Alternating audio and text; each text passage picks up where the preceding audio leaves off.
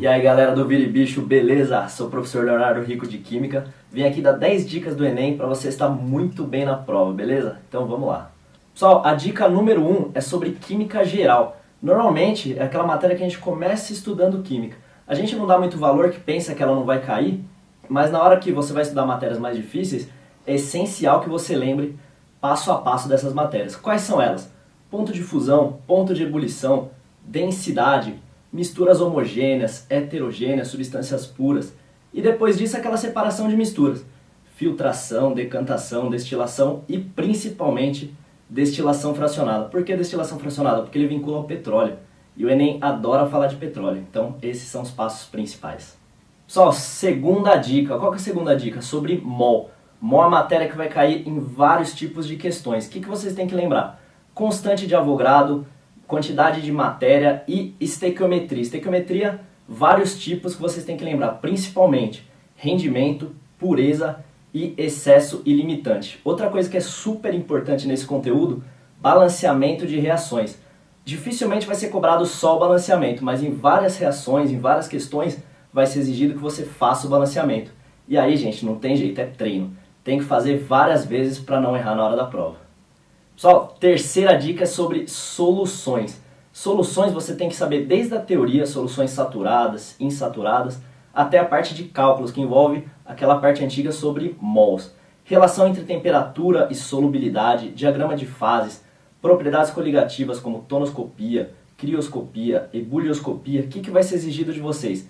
Que saiba interpretar gráficos. Essa habilidade no Enem é super importante. Então os textos vão estar todos espalhados, os enunciados espalhados, e você tem que saber interpretar aquilo que exige de você. Pessoal, dica número 4, funções inorgânicas. Quais são as funções inorgânicas? Ácidos, bases, sais, óxidos. O que vai ser exigido de vocês no Enem? Classificação e nomenclatura. Saber identificar, vai olhar uma fórmula, saber se é um ácido, se é uma base, e saber da nomenclatura correta. Que tipo de nome que eu vou dar? Ácido sulfúrico, ácido clorídrico, se eu uso hidróxido, se eu uso aquela tabelinha que a gente aprendeu sobre cátions, sobre ânions. E também tipos de reações. Quais as reações que mais caíram no Enem nos últimos anos?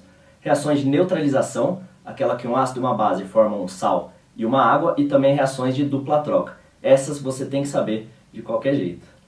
Dica número 5, eletroquímica. Talvez uma das matérias que o pessoal acha mais complexo, mais difícil. Então tem que saber desde o comecinho, dominar desde os cálculos mais simples, que são os cálculos de inox, até saber quem é o oxidante, quem é o redutor, quem faz a redução, quem faz a oxidação, que dependendo são coisas inversas, tem que tomar muito cuidado. Saber fazer um balanceamento, tem que praticar bastante balanceamento por oxirredução, porque cada caso é um caso completamente diferente. Então tem que fazer vários para você saber que tipo de questão que você está interpretando.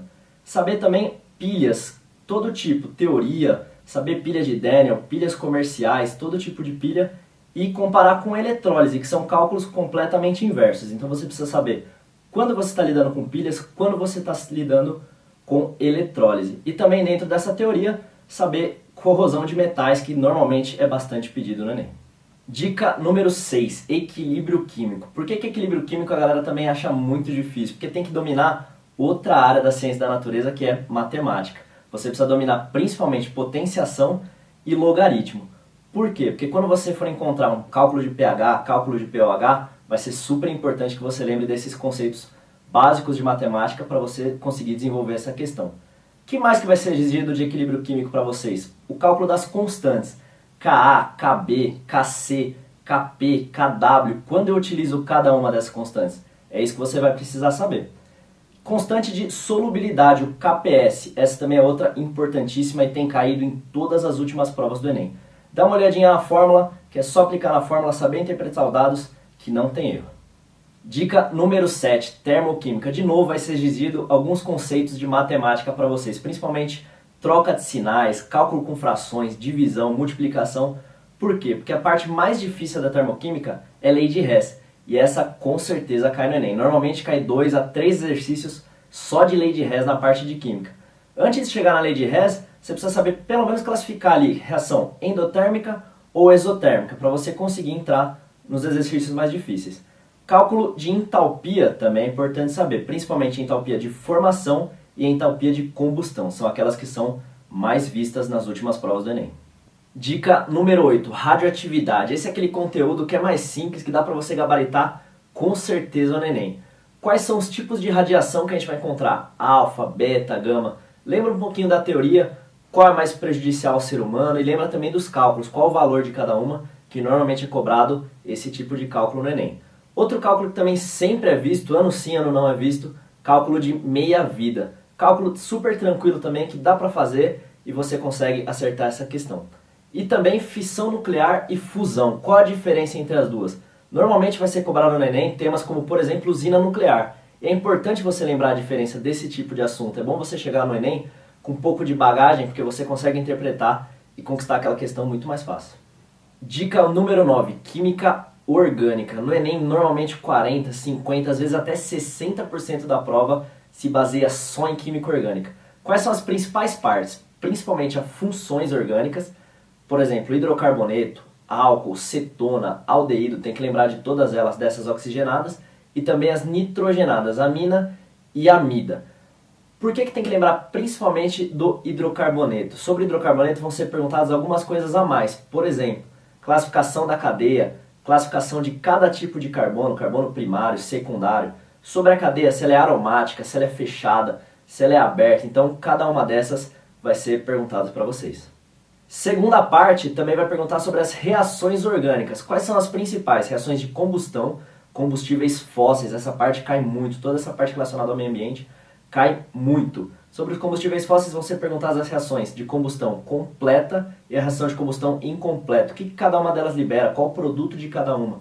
Qual é mais prejudicial? Qual é menos prejudicial? Esse tipo de reação vai ser muito perguntado para vocês.